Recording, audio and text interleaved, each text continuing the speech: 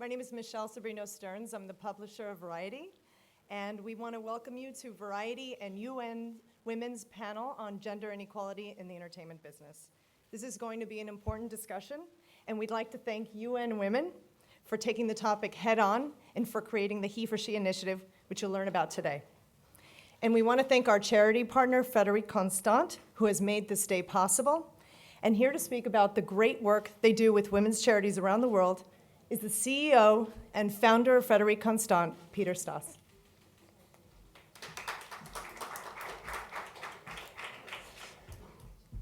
Yeah, my name is Peter Stas. I'm the CEO and co-founder of Frederique Constant, the fine watchmaker in Geneva. Actually, the other co-founder is my wife, so there already starts the equality in our company.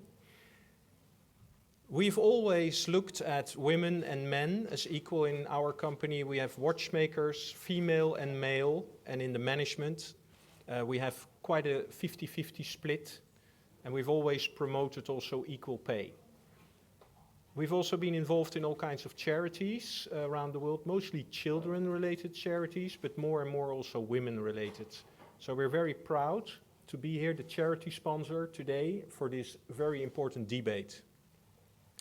I would say my vision is that it's very important to have an equality because at the same time it's a diversity.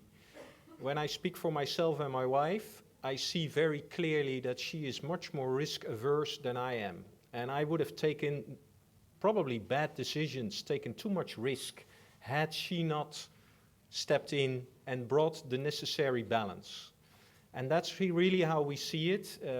We see it also at the higher levels, that there should be this equality because both genders are bringing something very important to the party. So I thank you very much, and I'm looking forward to the debate.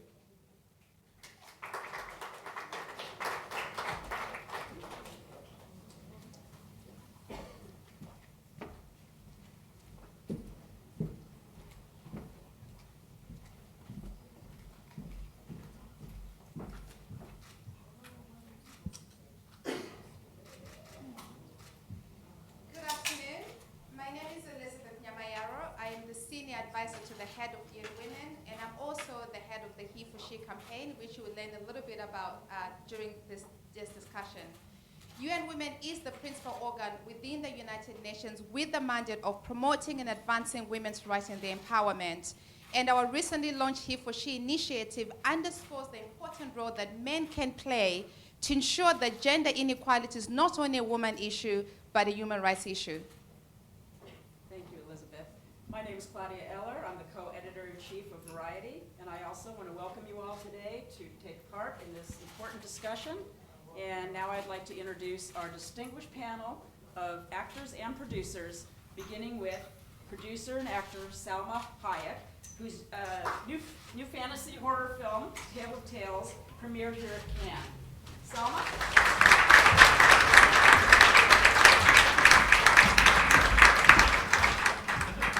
We also have actress Parker Posey, who co-stars in Woody Allen's new movie, Irrational Man, which premiered here last night at the festival. Parker?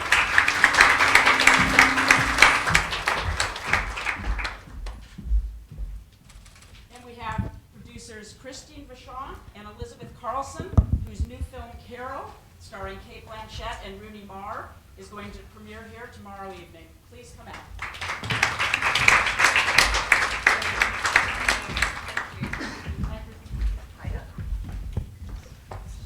And last but not least, actress Ashira Rai, whose new contemporary thriller, Jazba, is here in the Cannes market.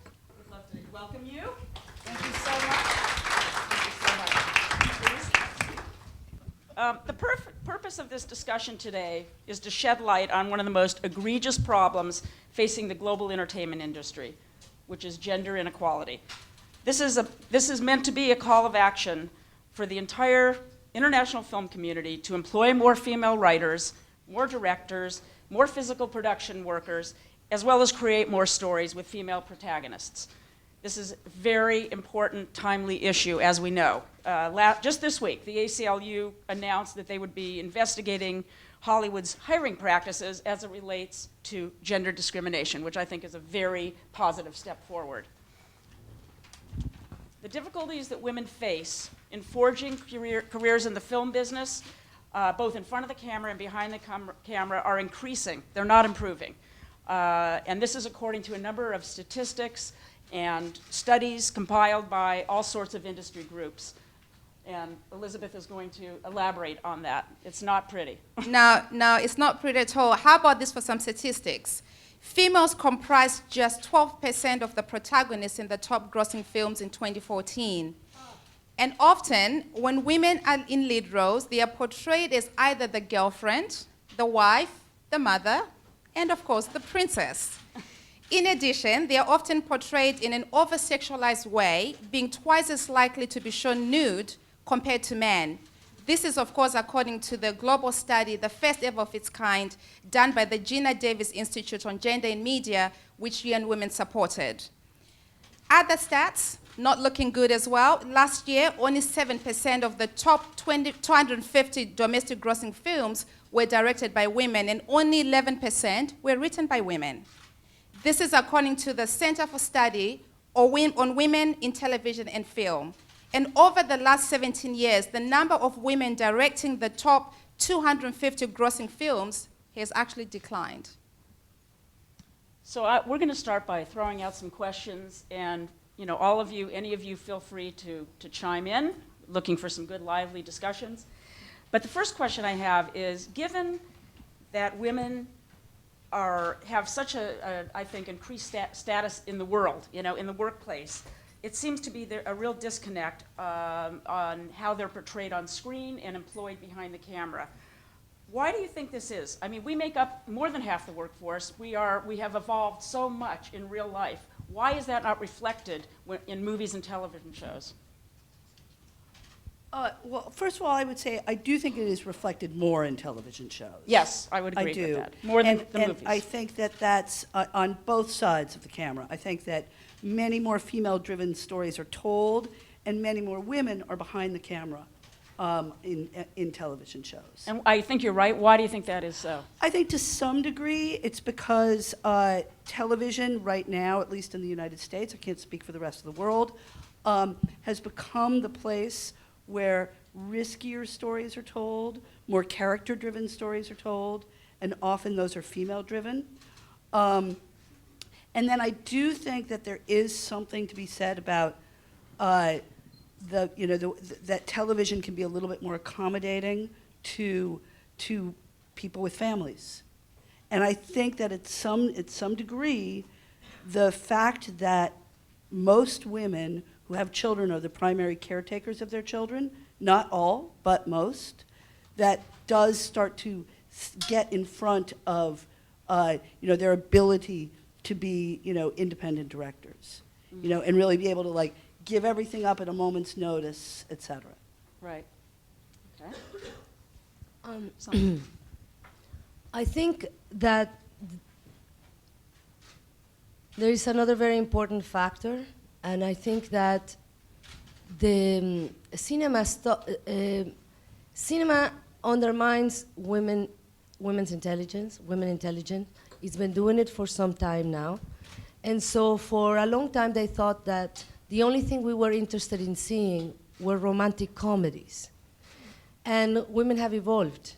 And we stopped being interested in romantic comedies, and they stopped trying to figure out what is it that we wanted to see, because they don't see us as a powerful economical force, which is a really incredible ignorance, because the rest of all the other business have understood how powerful we are economically.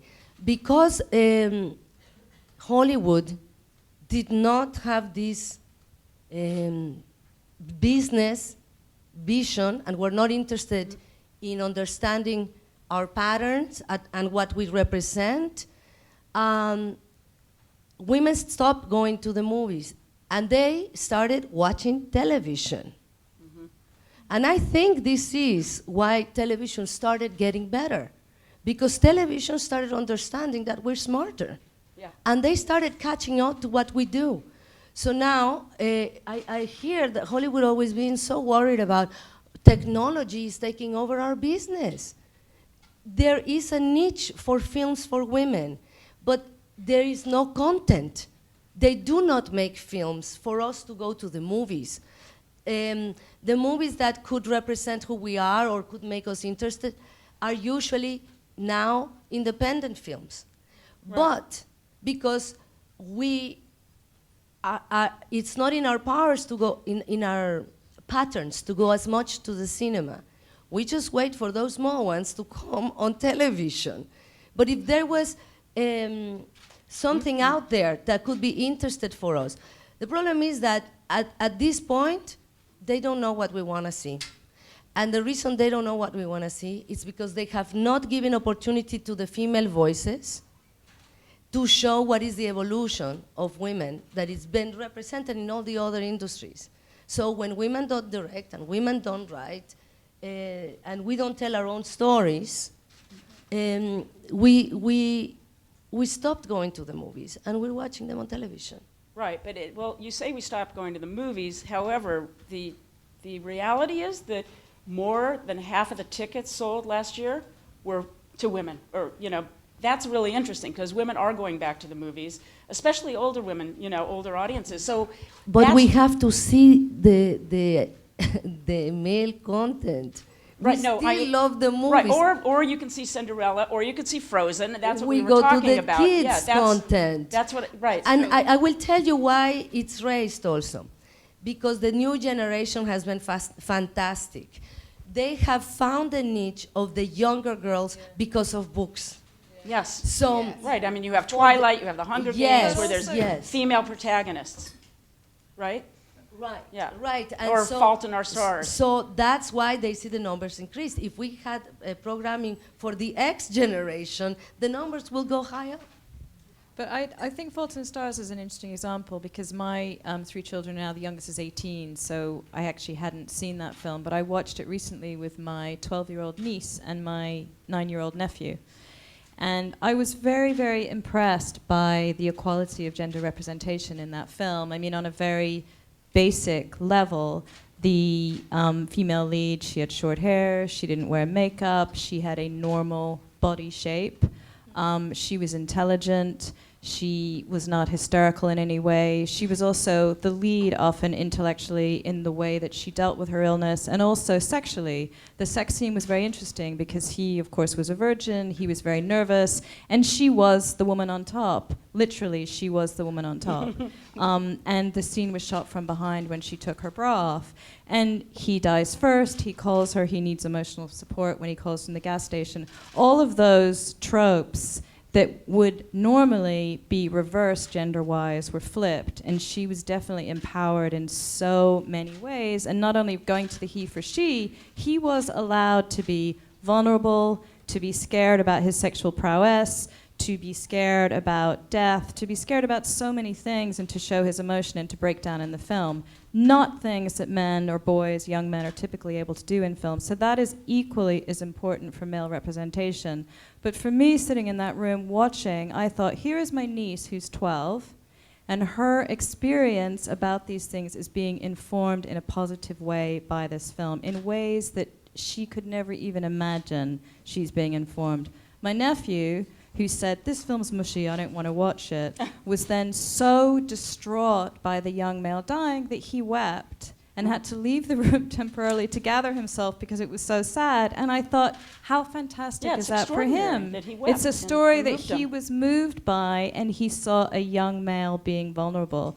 And things like that kind of positive representation are the other end of a scale. A film that did incredibly well that came out of the UK, like Best Exotic Marigold Hotel, is about women who typically are not just marginalized, but basically invisible, as we're close to becoming. You hit a certain age and you can walk down the street and nobody sees you, physically or intellectually. And there's a film about women who are, older, empowered, working, having sex, having a say about something. And those films there aren't enough of them, but representation is incredibly important. And at it both did ends. really well. Oh, yeah. So that's my point. Right. No, if you give, they will come. Yes. If you give them content that's, compelling. That's true. On to another very hot topic on equal pay. So according to the Forbes, we are seeing that the pay rise for the men keeps going up, for the women keeps going down. Why do you think this is happening? What's driving this pay gap?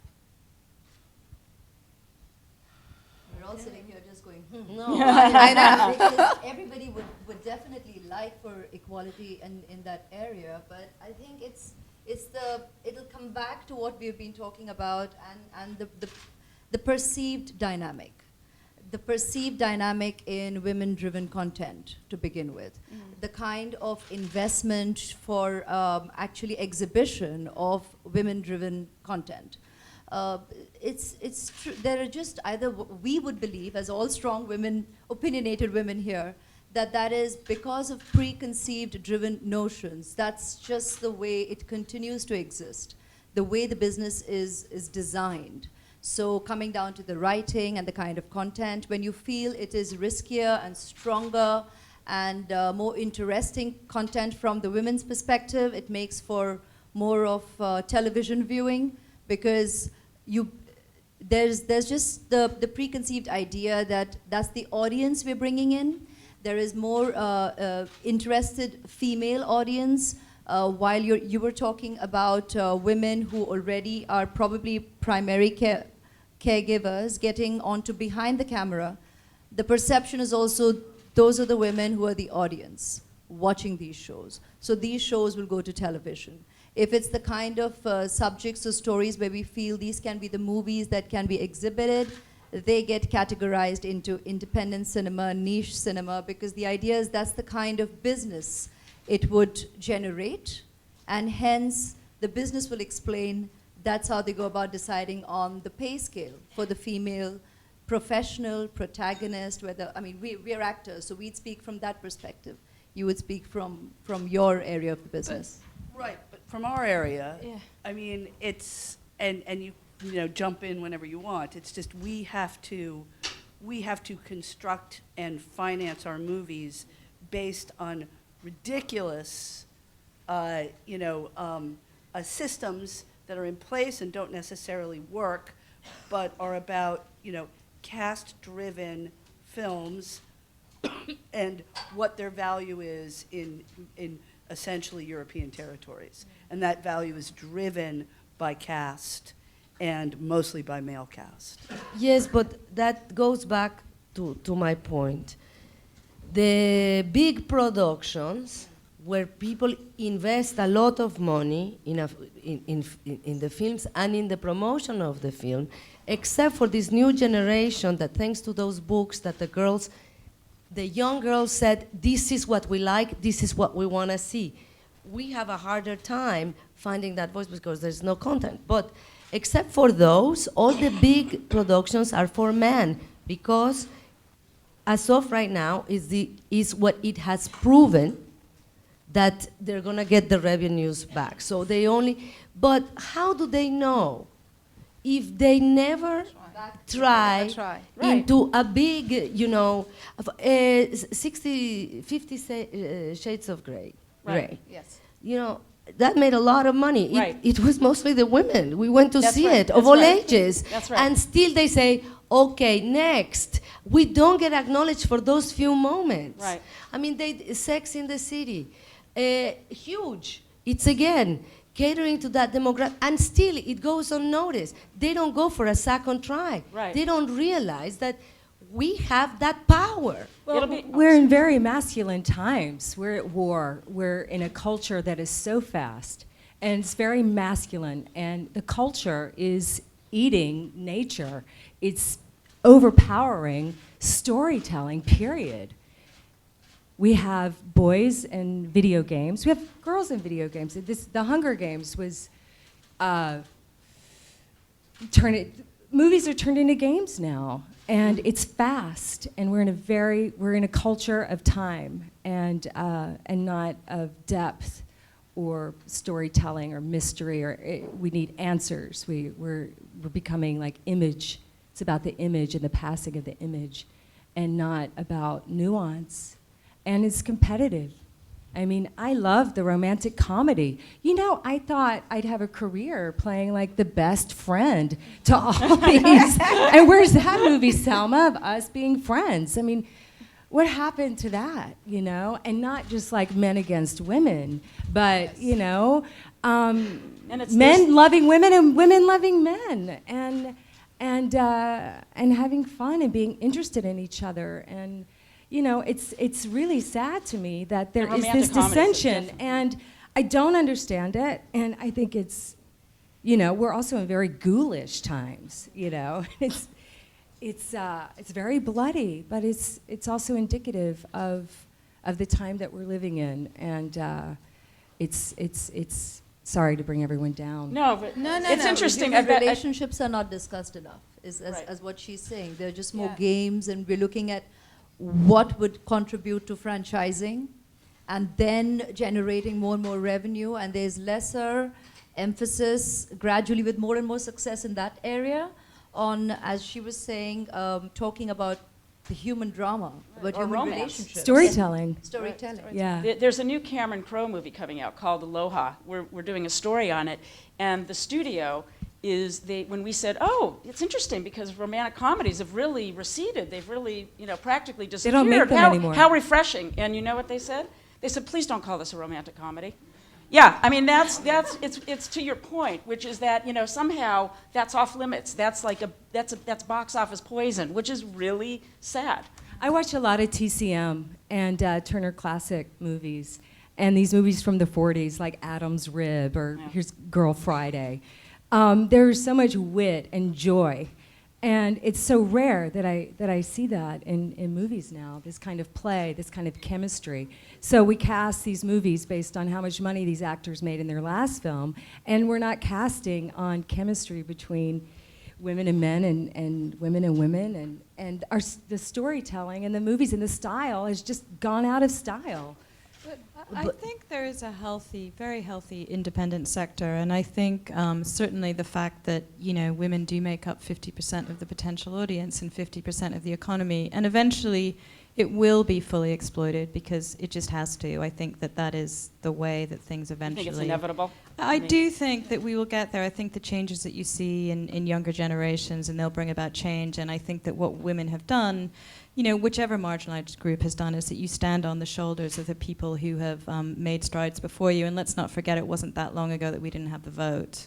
You know, it really wasn't that long ago. It was just in the last century. So things do change, and I think that, you know, the issues of storytelling, the truth is that women should be able to tell whatever stories they want to tell, whether you're doing Zero Dark 30 or, you know, whether you're doing, you know, I don't know, romantic comedy, is that we should be able to tell whatever those stories are. Mm-hmm. And I think there's other aspects of the industry. I mean, we made a film in the UK called Made in Dagenham that was a film, it was based on a true story. It was a woman who worked at the Ford factory in the East End of London, and they campaigned for equal pay. They went out on strike, and the whole of Ford was shut down across the UK and started to have repercussions across Europe.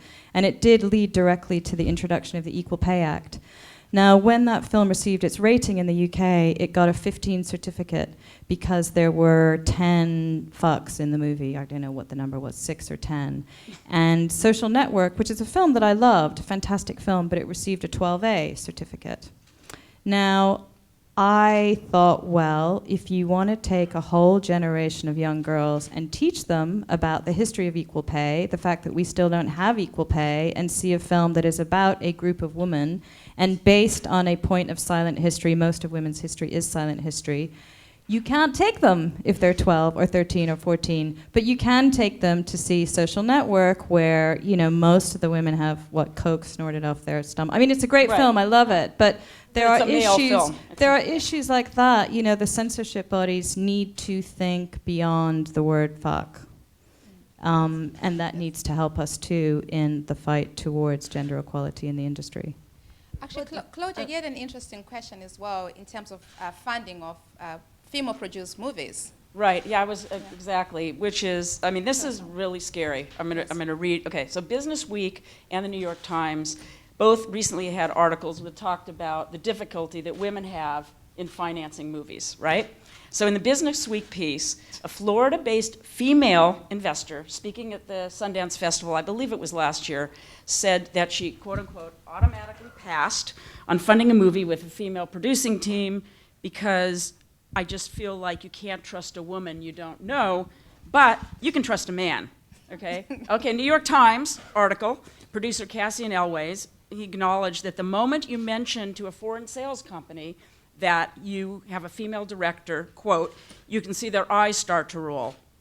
I mean, this is real and it's scary.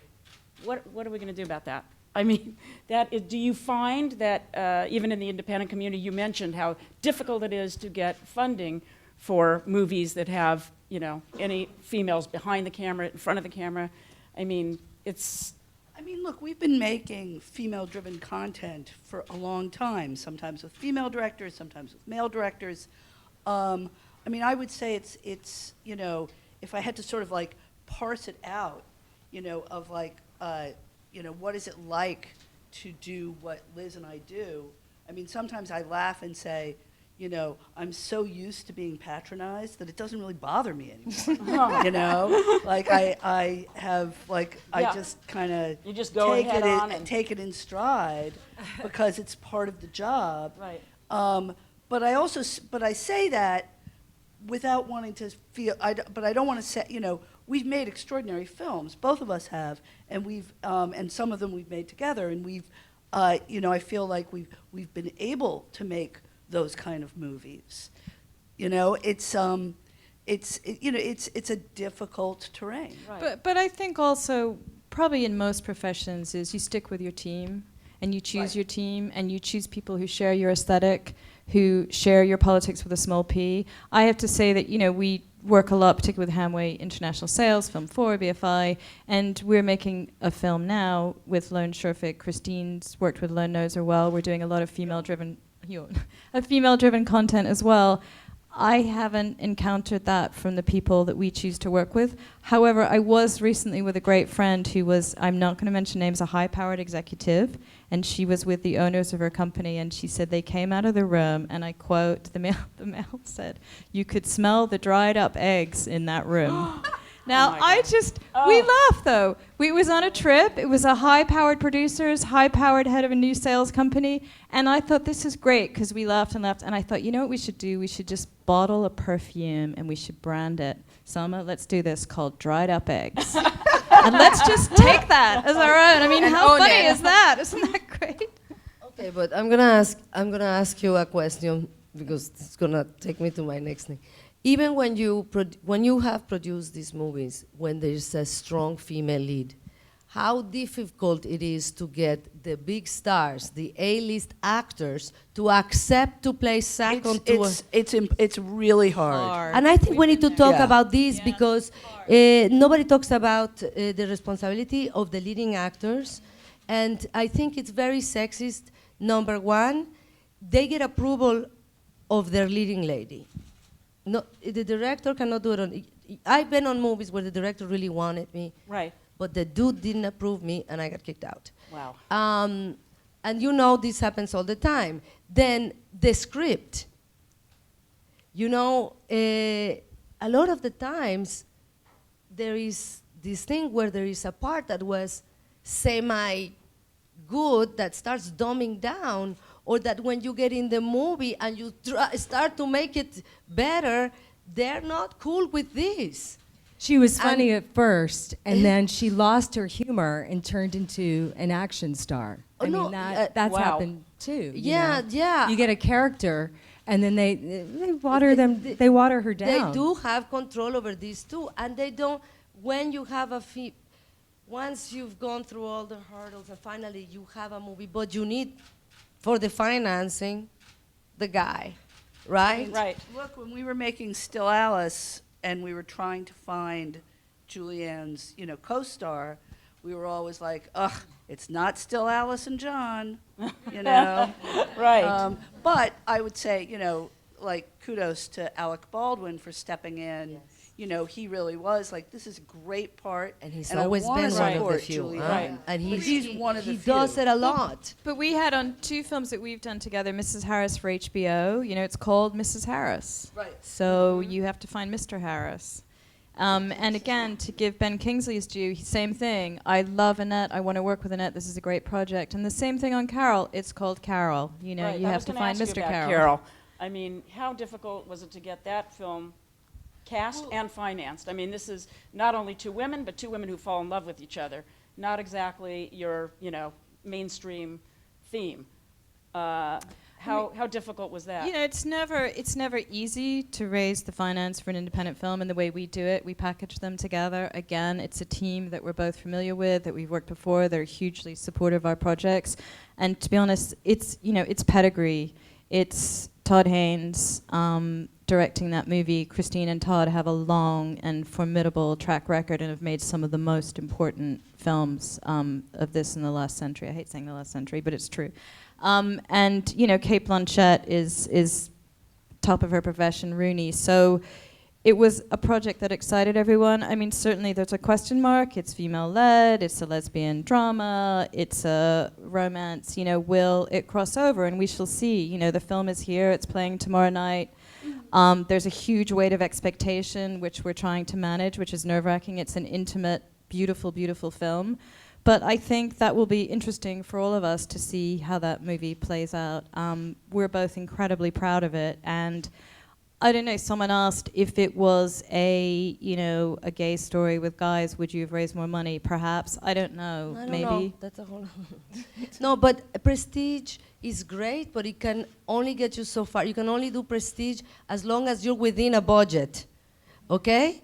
Because like we know when we talk about mainstream, we know what's the genre that works on mainstream for a male audience with a male protagonist. Okay, action films, Right. we have Can anybody here tell me what it is for women? For the mainstream audience out there for women, what is the movie they wanna go see?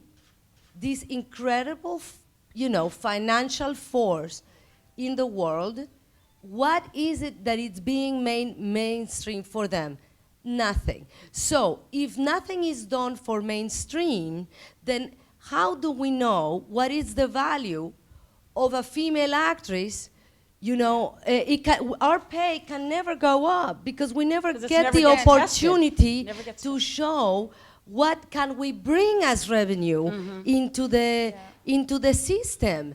And so even when they do a male-driven movie, and they put a brilliant actress that does an incredible job and brings a lot of beautiful things into the screen and has a built-in audience that come and see her. Well, it's Do you know who takes the credit for those audience that want to see her? The dude. Yeah. Because he is the lead. Right. So all those numbers just add to his paycheck, and we woman. don't get a chance. Right. It's To- interesting. to show- Mad Max is an example, Yes. right? That's good. And yes. I just want to get this one point to your point. It's Mad Max, which is a big studio, big budget action movie, right? It's a male-driven movie. But guess what? Charlize Theron plays this, amazingly strong character in it. But I don't hear people saying it's a Charlize Theron movie. Yeah. They say it's a great Tom Hardy movie. And how do they account? Well, that's but For- so here you have a woman in a very strong role, and yet people are giving her some notices, but at what point will it be like, wow, people are actually going to see that movie because they want to see? But I think, sorry, interrupting, I think that also feeds into what I was saying about different disciplines in the industry is, Time Out is a magazine that we have in the UK, which is a sort of what's on entertainment, and they had one where they said, we're going to ask industry expert what they think about, ghost story genre movies or something. And every industry expert is male. Despite the fact that probably Jane Goldman knows more about horror movies than, and is a formidable, probably the most successful UK scriptwriter. And I was flying over here and I read the BA In-Flight magazine, and there is a very well-respected BBC foreign correspondent who writes in that magazine a monthly column, and this one, he wrote this line, he was talking about the journalist's equivalent to the Oscars, and he said, "We have our equivalent. It's where we put on our tuxedos that we should have thrown out after the event last year, and our women, we journalists have our equivalent. We put on our tuxedos we should have thrown out after last year's event, and our women folk watch us try and squeeze into them." Now, the absolute separation between journalists and women folk was so startling to me. But I think that if you had called this correspondent on it, he would have been horrified. He would have said, but that wasn't my intention. And I think that it's built into the language, it's built in, it's, you know, it's indigenous almost. And so what you're talking about, there has to be a responsibility on the journalists to write that article differently from a different gender bias, and to ask the industry experts who are women to rate a movie that is an important piece of women's history so that women have access to it. All of those things are of equal importance, I think. And one of my biggest, I think a very good takeaway from Sama is that we haven't done enough to explore the value proposition, the economic imperative for women. We've done this with every industry. We now know, you know, having women on your board actually helps you as a company. And I think we need to do exactly the same thing for women. Look, we cannot stand as victims and say we only need to make them aware that they are not looking at us. Because guess what? They don't care. Yes. They don't care. There's only one thing that inspires the man in this industry or the people in power in this industry. It's money. Right. Yes. And you know what? We for it. have the power to do it. Because women, and I'm going to talk about a little bit of an older generation, because the young girls are opening the doors and are showing us the way. But we are the X generation. We are the majority. And this is the generation that learned to work, to save money, and to be empowered. And we deserve entertainment that it's great for us. Right, Not that we take our children or that we dumb ourselves down to take our husbands sometimes. We want to be heard. They have a problem because since those writers and directors have been ignored for so long, I see it now struggling. They say, oh, we need a woman. Who's there? Well, there's nothing. Of course, there's no one because you didn't Bring them up. You didn't Yes, you didn't nurture and cultivate them. And now Exactly. there is a hole. And we need to like get on with it. Right. Because we have the power to show that we can save their film industry that is collapsing with all the new social media and all the new ways of watching movies. We can bring, and there is a niche that it's not being catered to, and it's huge. And I know this because in a personal experience, I already did this struggle with the Latinos.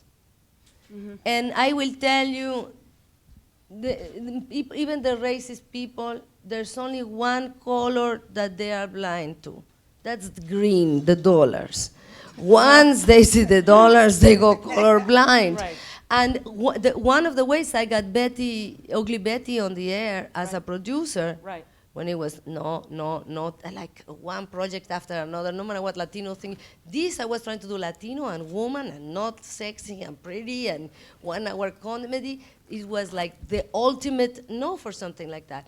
But then I went and pre-sold it to advertisers who were so interested, because I went and I did a whole study in numbers. Right. And I went and I proved that the Latinos had a very strong economical power and that it would sell. And I brought all those proofs, and it really helped us get it on the air. Well, bravo. That's, I think. So I think we need to now, Yes. don't be like, oh, please, we're only, no, hey, look at us. We are 80%, because I hear that 80% of the things that are being bought have been decided by a woman. So we are 80% of the decision power. Yes. Yes. And we can represent a big bump on their economics if they learn to find out what we want to see, because now they're all in the dark. Right. Actually, a very good segue, actually. Stepping away from Hollywood for a second. How is it different internationally? Are there more opportunities? Maybe Ashura, you might want to take this one. Right. I started out with saying, and I'll stick by what I was saying, it's pretty much the same color everywhere across the globe. I think everything does get driven by revenue, and that's why we, I guess, keep coming back to reiterating preconceived ideas, the way business has already been predefined, the way society pre-exists, preconceived notions. It tends to reflect itself in every area. The movie that they just showed you a little glimpse of is Jazba, the one I'm going to be releasing later this year. The interesting fact about that movie is the director is a man who's eventually recognized as somebody who's majorly done testosterone-driven subjects. So, of course, when he announces this collaboration with me, the first recognition is people believing I'm just going to be cloned into pretty much portraying on celluloid. It's just a female protagonist doing the kind of subjects he's always done before. Again, preconceived idea, that becomes perception, that gets written, that gets expected, which later in the year we'll know how that then goes ahead and decides business, because there's just too much of preconceived drumming, I think, in perception, which I think is exceedingly dangerous for our creative medium, because then that preordains the destiny and then comes back to what we are constantly fighting: investment, exhibition for the kind of subjects that are getting made. And also for the directors, you have to notice that the few directors, female directors, that get to do something that has some noticeability, it's about war, or it's about, they're very male-oriented films. I heard that's how a, they Exactly. a That's little, it. it's kind of gross, but a bunch of like high power producers, they take these meetings and they take Viagra before they take these meetings and buy films. You and want to stuff. name names? No, I don't. But isn't that that's they're so taking sad. Let's out them. testosterone and Let's talking- out them. I mean, and this is why this is affecting our stories and our storytelling. Obviously, I mean, you think about how these men are really, how aggressive. Well, Okay, I'll go This all back. is. It's about the value in. I do think that there is this ignorance. I don't want to say discrimination, or I think it's simple. I'm sorry, but it's simple, plain ignorance, because they think that the only value that we bring into the movies is through being seen as a sexual object, and this is the female value in the film. And I'm going to tell you something that shows this very dramatically. The only kind of film where women make more money than men, it's the porno industry.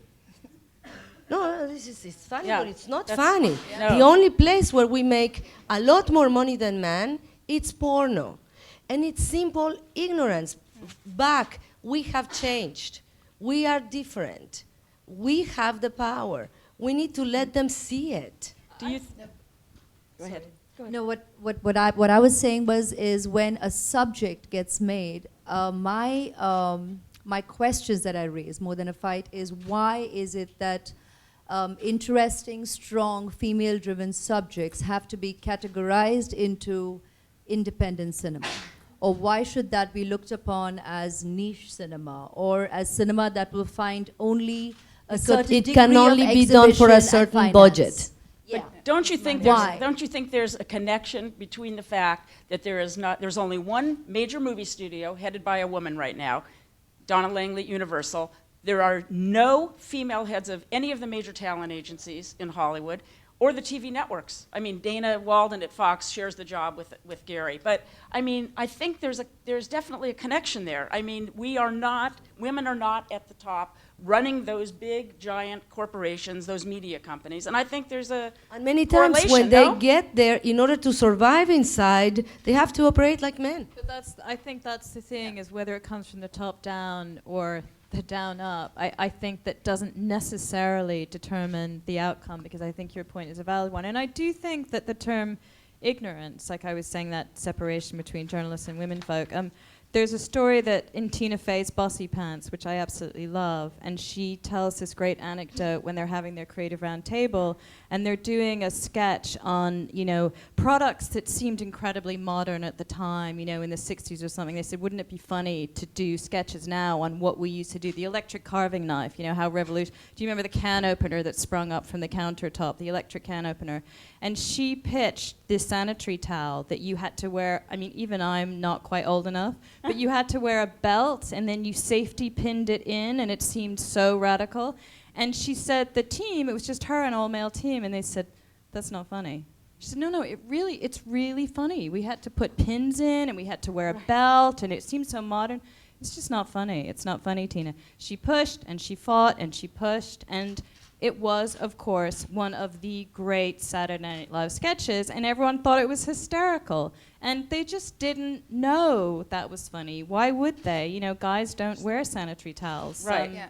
So that's a kind of seemingly a ditty, but I think there's a lot that is exposed in that tale that she writes in Bossy Pants. Yeah. And, you know, we do need to keep pushing, but I think there is light out there. I really do. I think there is too, but I Yes. think we need to deal first with the fact that it is a boys' club, which is Yes. why the he for she initiative that Elizabeth, maybe you can talk a little about, is so imperative.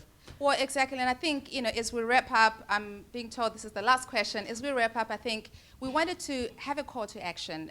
UN Women launched a He for She campaign late last year as a call to action to say that we need men to be advocates for change.